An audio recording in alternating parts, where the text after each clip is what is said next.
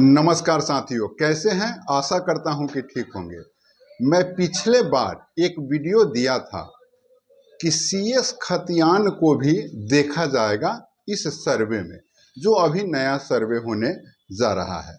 तो हम आपको यह बतलाने का प्रयास करेंगे इस वीडियो में कि सीएस खतियान से जो आरएस खतियान बना और उसमें जो डॉक्यूमेंट पुराने से क्या वैल्यूएबल नए में हो सकता है और कैसा बंदोबस्त, जैसे मैंने बतलाया था पिछले वीडियो में कि मालिक के द्वारा बंदोबस्त करने का नियम था, तो मालिक बंदोबस्त कब से कब तक किए हैं वह वैलिड होगा, ये भी चीज़ हम बतलाएंगे।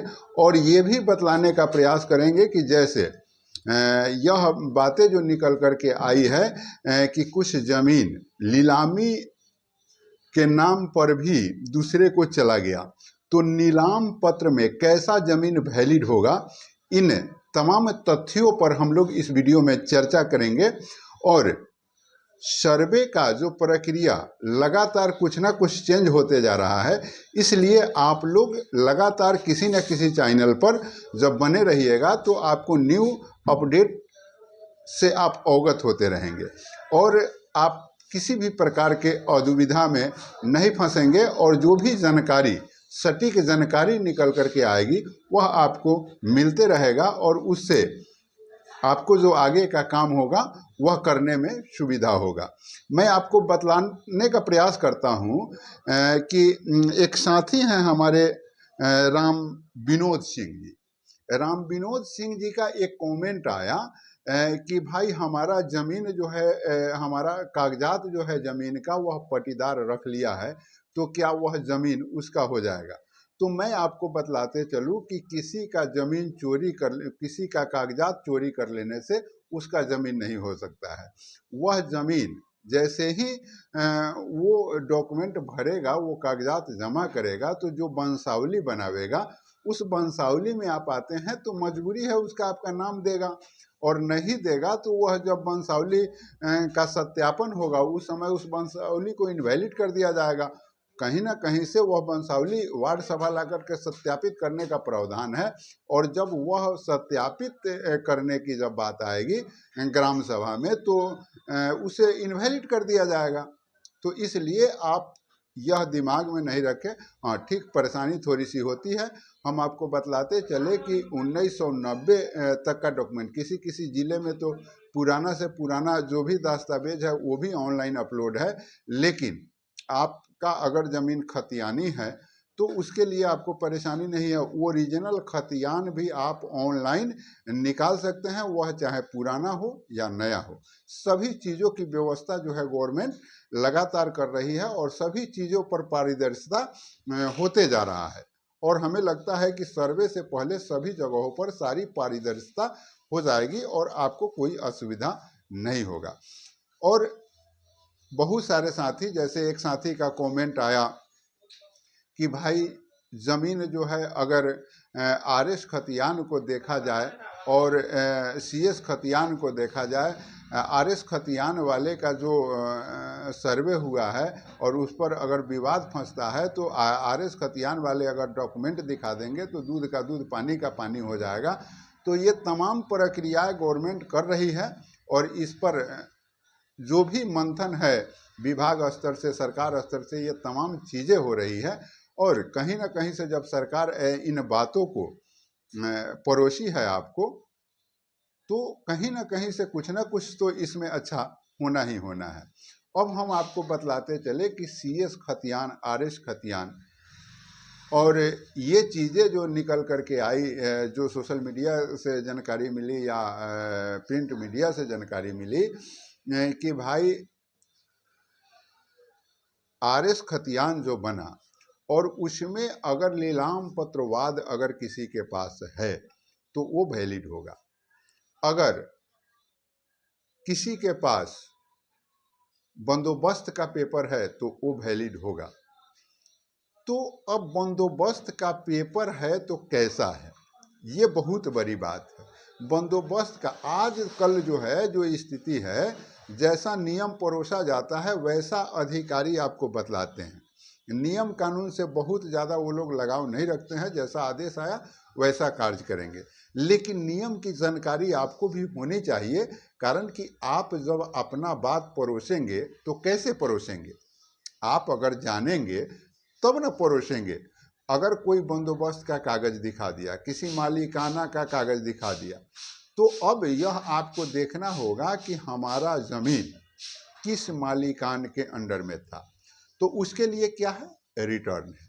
उसके लिए रिटर्न ऑफिस में आपको सभी जगहों पर 1937 में रिटर्न दिया गया था, जान लीजिए। एक 1954 में भी रिटर्न दिया गया था और एक 1937 में रिटर्न दिया गया था। बहुत बड़ी बात, यह कानूनी बात हम आपको बतला रहे हैं।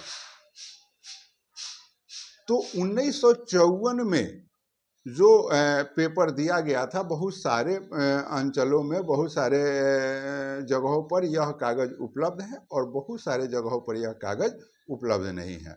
जब देश 1947 में आज़ाद हुआ और जब ये प्रक्रिया शुरू हुई, 1950 में संविधान लागू हो गया, उसके बाद जब आदेश पारित हुआ कि भाई जमींदारों से मांगा गया कि आप रिटर्न दाखिल करिए, तो आनन फानन में किसी का भी नाम लिख करके और रिटर्न फाइल जो है जमींदार लोग करने लगे। किसी को ज़मीन दे दिए हैं उसी का नाम लिख दिए, किसी को दे दिए हैं उसी का, इस तरीके से वे रिटर्न दाखिल करने लगे। लेकिन वह रिटर्न वैल्यूएबल नहीं है।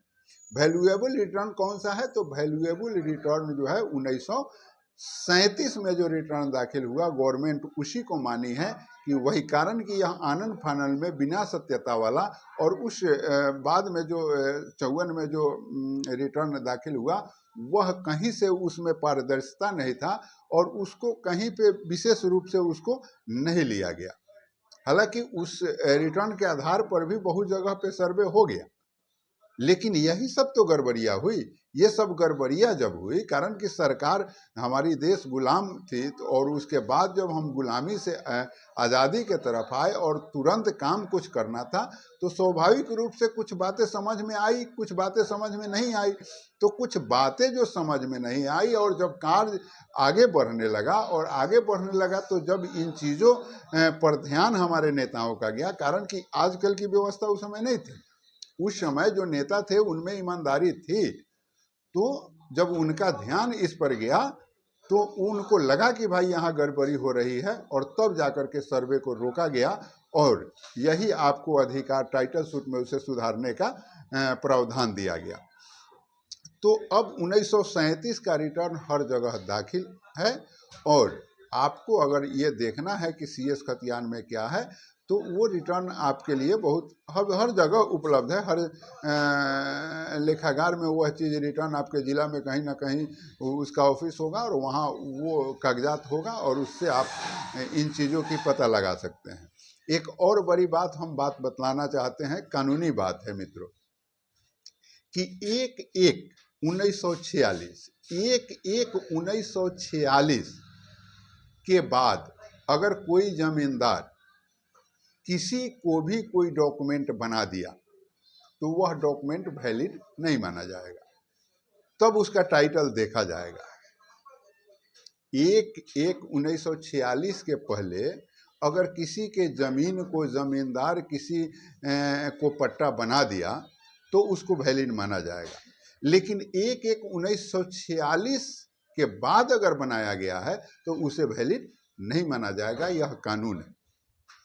तो हम लोगों ने जो देखा है बहुत सारे चीज़ों को, कारण कि हम बहुत सारा हमारे साथ भी विवाद रहा है और हमने भी बहुत सारा टाइटल सूट मुकदमाओं का अवलोकन किया, तो उसमें यह देखने के लिए मिला कि बहुत सारा डॉक्यूमेंट जो है 1946 का बना हुआ है। जमीन किसी का बेच कोई और दिया है, यानी कोई और क्या बेच दिया है, जो मालिक थे वह लीलामवाद का नारा दे करके झूठ फूस का कि यह जमीन लीलाम, कारण कि देश आज़ाद हो गया था। तो 50 के बाद बहुत सारा डॉक्यूमेंट बना, किसी को रजिस्ट्री कर दिया गया, किसी को जमीन किसी का रजिस्ट्री किसी को कर दिया गया, जमीन किसी का रजिस्ट्री किसी को कर दिया गया। ये खेला 1950 के बाद बीहर स्तर पर हुआ, और इसी में तमाम जमीनें जो गरीब गुरबा का गड़बड़ाया, इसी में गड़बड़ाया है। और कहीं ना कहीं से वहाँ के जो मालिक थे इसमें दोषी थे। तो इस पर ऑलरेडी कानून बना हुआ है मित्रों कि 1/1/1946 के बाद जिसका जमीन था वह अगर रह गया तो उसका मालिकाना हक उसी को रहेगा, उसके मालिकाना हक को दूसरा कोई डिसाइड नहीं करेगा, दूसरा कोई उस पर मालिक नहीं बनेगा। तो ये व्यवस्था है। और बहुत सारे चीज़ों पर अब आप अवलोकन करिएगा, जब उस चीज़ को देखिएगा, अगर आपके साथ भी यह समस्या है उन समस्या को देखिएगा तो आपको यह चीज़ पता लग जाएगा कि जो हमारा विपक्षी है वो अगर दावा कर रहा है, कारण कि देखिए बहुत सारा लोग गड़बड़ हो सही हो वो लोग उस चीज़ पर संतुष्ट कर गए, कारण कि गरीब के लिए तो कहीं कोई व्यवस्था नहीं है भैया। गरीब आदमी कहाँ जाएगा, उसके पास उस समय भी मजबूरी थी, आज भी मजबूरी है। मैंने पिछले वीडियो में भी बतलाया कि 20-20 साल मुकदमा लड़ने में लग जाते हैं, तो गरीब आदमी कमाकर बाल बच्चा का भरण पोषण करेगा कि केस मुकदमा लड़ेगा, उसका सारा सिस्टम ही गड़बड़ हो जाएगा। तो उस समय भी परेशानी थी और इस समय भी परेशानी। तो बहुत सारा लोग तो इन चीज़ों को भूल गए, लेकिन बहुत सारे लोग जो हैं आज भी वह चीज़ विवादित बना हुआ है। ज़मीन सर्वे किसी और का हो गया है, आज भी वे ज़मीन जो CS खतियान वाले हैं वही जोत रहे हैं। बहुत सारे जगहों पर ऐसा चीज़ है कि CS खतियान वाले का आज भी जमाबंदी चल रहा है, लेकिन उसका खतियान किसी और के नाम पर हो गया है। इस तरीके का तमाम समस्याएं जो हैं और बहुत सारे समस्याएं जो है टाइटल सूट मुकदमा चल रहा है न्यायालय में। तो इन तमाम चीज़ों को हम आपको बारीकी से जानकारी देने का प्रयास किए हैं कि बंदोबस्त मेन चीज़ हो गया। मैंने पिछले वीडियो में बतलाया था कि बंदोबस्त का पेपर हो या लीलामवाद पत्र हो या विक्रयनामा हो, तो आप समझिए विक्रयनामा अगर किसी का जमीन जिसका CS खतियान में है उसका वंशज अगर जमीन बेचता है तब ना उसको विक्रयनामा माना जाएगा। जमीन अगर ठाकुर जी का है और उस जमीन को पंडित जी अगर बेच देते हैं तो ये कैसे हो गया भाई? तो वो कहीं ना कहीं वो टाइटल प्रूफ नहीं होता है। तो वैसा भी सर्वे हुआ, तो वैसा सर्वे हुआ है। तो यही चीज़ CS और RS खतियान में अंतर है और इसी पर यह सब नोटिफिकेशन हुआ है कि इसको देखा जाएगा। तो आप थोड़ा सा समझिए कि वह विक्रयनामा भी सही साबित नहीं होगा अगर 1946 के बाद का विक्रयनामा बना हुआ है। 1/1/1946 नीलाम पत्र 1937 का जो रिटर्न दाखिल है उसमें अगर आपका जमीन नीलाम हो गया तो समझिए कि आपका जमीन नीलाम हो गया। लेकिन अगर 1937 में आपका जमीन नीलाम नहीं हुआ है, कारण कि उस समय देश गुलाम था, अंग्रेज गवर्नमेंट जो है सभी से अपना रिटर्न मांगा था कि कौन सा रैयत हमारे ज़मीन को जोत रहा है, हमारे ज़मीन का टैक्स दे रहा है। तो उसमें जो मालिक लोग थे, जो उस समय का अभी जैसे कर्मचारी समझिए, उस समय मालिकान के अंडर में ही ये तमाम सिस्टम थी। तो वे लोग जो है रिटर्न दाखिल किए, तो रिटर्न दाखिल किए तो उसी चीज़ को हमारे आज़ाद भारत में भी वैलिड मांगा गया, कारण कि जब लोगों ने देखा कि यहाँ गलतियाँ हो रही है तो उस चीज़ को ही, पुराने चीज़ को ही लोग वैलिड मान लिया कि उस समय तो ये सब बात नहीं थी। उस समय तो सर्वे सर्वा दरबार ही थे, चाहे यह भय नहीं था कि हमारा ज़मीन छीन रहा है। इसलिए उस समय जो इन लोगों ने रिटर्न दाखिल किया वह रिटर्न सही दाखिल किया था और इसीलिए उस 1937 वाले रिटर्न को मान लिया गया। और 1/1/1946 का जो है, अब मान लीजिए कि देश आज़ाद हो गया, उसके बाद मालिक लोग देखा कि भाई ज़मीन किसी का है, बीघा का बीघा, एकड़ का एकड़ ज़मीन छोड़ करके किसान इधर से उधर चला गया है, ज़मीन यूं ही पड़ा हुआ है। तो जैसे ही ज़मीन छूटा हुआ पड़ा हुआ होता था उसको लोग ये समझते थे कि ये मालिक का ज़मीन है और मालिक से लोग लिखा लेते थे या मालिक से पट्टा बनवा लेते थे।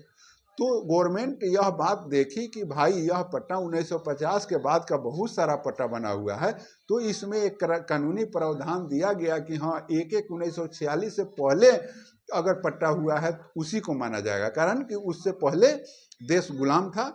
तो उस समय जो अंग्रेज का शासन था, उस समय जो व्यवस्था अंग्रेज सरकार ने दी थी, जो पावर दिया था, उस हिसाब से वो चीज़ें चली। लेकिन जब 1946 के बाद ये लोग गड़बड़ियाँ करने लगे और हमारे नेताओं को, उस समय के नेताओं को इन बातों की जानकारी हुई, तो ये इन चीज़ों को ही वेरे को देने का प्रयास किए और आपको एक कानूनी अधिकार दिए। मैं जहाँ तक समझता हूँ कि इस वीडियो से आपको बहुत बड़ी जानकारी मिली होगी और आप आश्वस्त हो सकते हैं कि किस तरीके का मामला अगर आप आगे बढ़ाते हैं तो उसमें आपको कामयाबी मिल सकती है, और किस तरीके का मामला अगर कोर्ट में जाता है तो उसमें आपको कामयाबी नहीं मिलेगी। अगर ये तमाम चीज़ें सुचारू रूप से आज के अधिकारी अगर देख करके सर्वे करते हैं तो संभवतः कल्याण तो होगा ही। एक हमारे साथी ये भी कमेंट किए हैं कि अगर यह चीज़ नीतीश कुमार कर देते हैं तो समझिए कि नीतीश कुमार के लिए यह बहुत बड़ा काम होगा और सदा सदा के लिए नीतीश कुमार अमर हो जाएंगे, और जनता के बीच में उनका जो है कभी भी वे जनता से विमुख नहीं हो सकते हैं, जनता के मन से वे कभी भी नहीं हट सकते हैं। अगर इन कामों को ये CS खतियान और RS खतियान के मामलों को अगर निपटारा करके सर्वे करा देते हैं तो बाकी आप भी अपना कमेंट करिएगा, और जैसा भी हो हम आपको उन चीज़ों को परोसने का प्रयास करेंगे। जय हिंद।